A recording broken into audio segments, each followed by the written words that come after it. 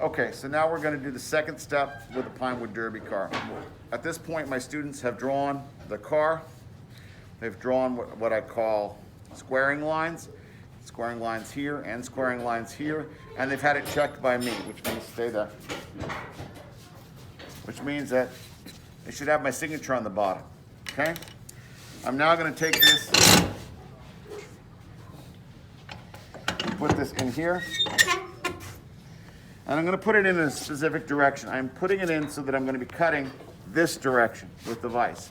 Because you'll notice that as I do this, the board does not move, okay? The same cannot be said of this as the board is moving.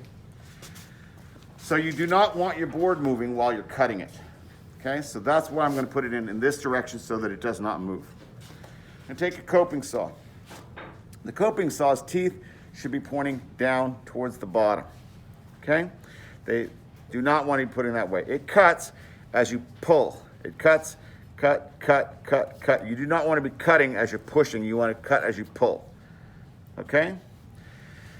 I'm going to show you real quick during this video how to change the blade on a coping saw so that anybody who breaks a blade can come get a new blade, and you can use that as an example of how to put a new blade in. There's a pin that's being held in right here and right here.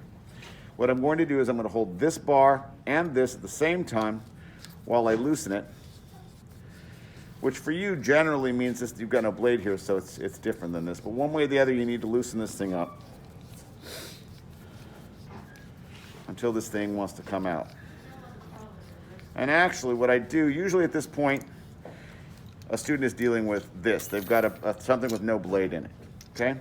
What I recommend that they do is take it entirely off and then put it back on, just barely on, so it's definitely on. Because that's going to extend this, that's going to make this distance here the shortest that it is. Now take the blade, going to make sure once again that the teeth are pointing down towards the handle. I'm going to squeeze to get the other pin into the other slot here, like that.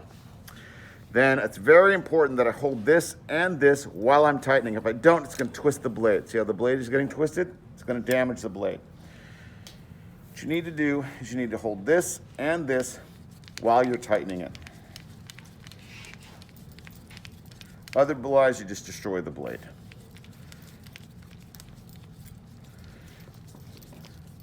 So if you break a blade, which happens often enough, then two things should happen. One, you should replace the blade. And two, you should ask yourself, why do you think you broke the blade in the first place? And try to avoid doing that in the future, whatever it is that the movement you did. Most likely while you were doing it, you were twisting, you were trying to turn the blade while you're too much and it snapped the blade. Okay, so this is my car. The signature's on the bottom. So you need to keep the blade on this side of the line at all times, okay? On both sides. Sometimes, if you're only looking at one side while you're cutting, like I'm over here and I'm looking only at this side, which is fine, it's the same on both sides, and I'm ignoring this, then it moves around like this over here, and I end up cutting it beautifully over here, but then over here it's like way over the line. So you've got to keep an eye on both sides at the same time. I'm going to try to stay about 1/8 of an inch away on both sides as I'm cutting. I am not going to try to cut it exactly on the line. I am intentionally overcutting it. Because the only thing that is really truly important is that I never cut that line. I have created that line carefully. It is exactly where I want it. It is level on both sides. I like my line. I do not want to cut my line. You'll notice that I'm bobbing back and forth to make sure that I'm staying away from the line on both sides.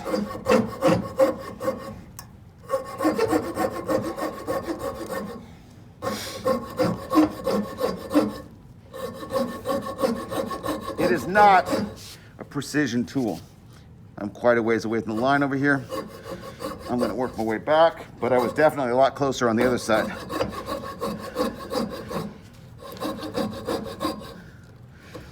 My arm is getting tired because I'm working much faster than you guys would be. I'm definitely a lot closer on this side than the other side. I'll have her take a moment to show that. But that doesn't matter because I have not crossed the line on either side, which is really what's important, is that I do not cross that line on either side.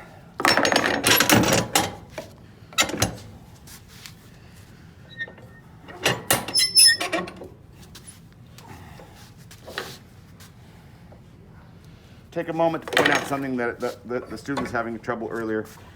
When you're releasing this thing, you push and you pull, and sometimes it takes a little bit more than that to get these vices open.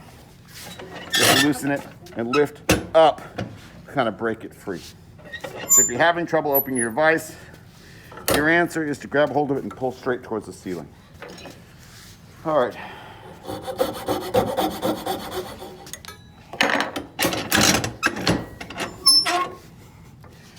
The more you have your block out of the vise, the more likely it's going to wiggle around on you.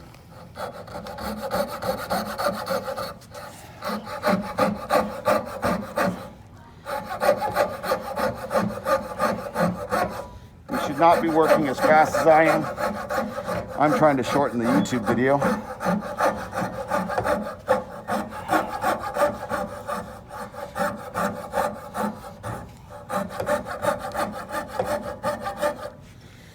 I just got really close on this side.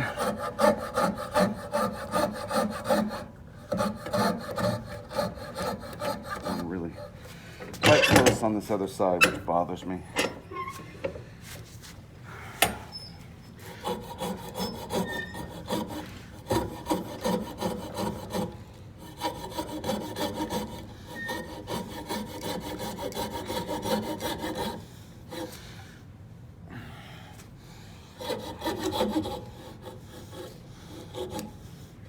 Trying to get to the point where these things separate. There it went. Now, this is not a beautiful thing, but it is a correctly done thing because you'll notice the entire line is still intact on this side. The entire line is intact on this side. Gotta make sure I'm telling the truth on YouTube. But yes, the line is there on both sides. That is your goal. Cut out. Line intact. You have not hit that line anywhere along from front to back. Signatures on the bottom, and that's your next step.